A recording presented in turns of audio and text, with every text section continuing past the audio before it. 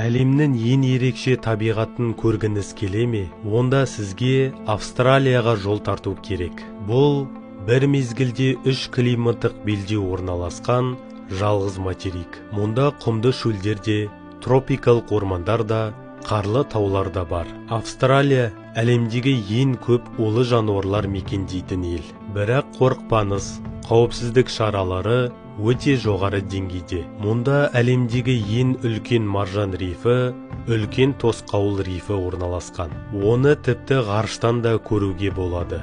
Сиднейдің әйгілі опера үйі архитектуралық өнердің шыңы.